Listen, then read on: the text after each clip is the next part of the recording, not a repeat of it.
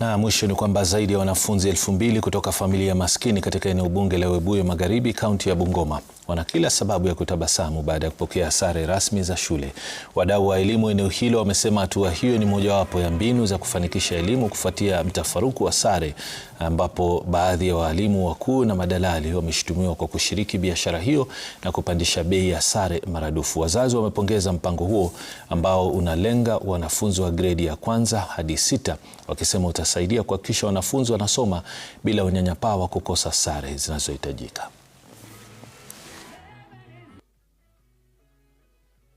Na jambo hili tulizingatia kwa darasa la 1 hadi la 6 kwa sababu there is a transition. Ukifika grade 6 kuna transition ya kwenda kwa shule nyingine, so ndiposa tukaconcentrate from grade 1 to grade 6 because from there hizo sare hazitakuwa na maana.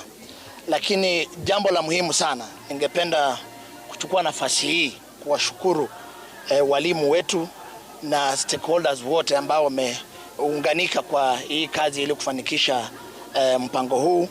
Na vile tumekuwa tukitembea katika shule, tuliona kwamba wanafunzi wako katika hali tete sana upande wa mavazi. That's why Mheshimiwa Wasu hapa hivi akaamua kwamba avalishe watoto 2,000, zaidi ya 2,500 uniform. Ukiona kuna mashule kadhaa ambazo zimekuja hapa siku ya leo, na tumekuja tu tuhakikishe kwamba watoto wetu wanapata heshima wakati ambao panavaa nguo wakienda shule. Kwa niaba ya walimu na wazazi, nataka kushukuru Mheshimiwa kukumbuka hawa wanafunzi. Ni wanafunzi wa umri mdogo sana, na ni jambo ambalo hawatasahau maishani mwao.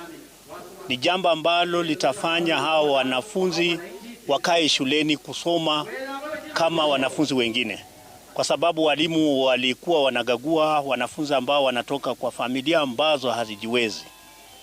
Ukiangalia nguo ambazo wanafunzi walikuja nazo hapa asubuhi zilikuwa zimeraruka, lakini saa hizi wanafunzi wamevalishwa nguo rasmi za shule zao.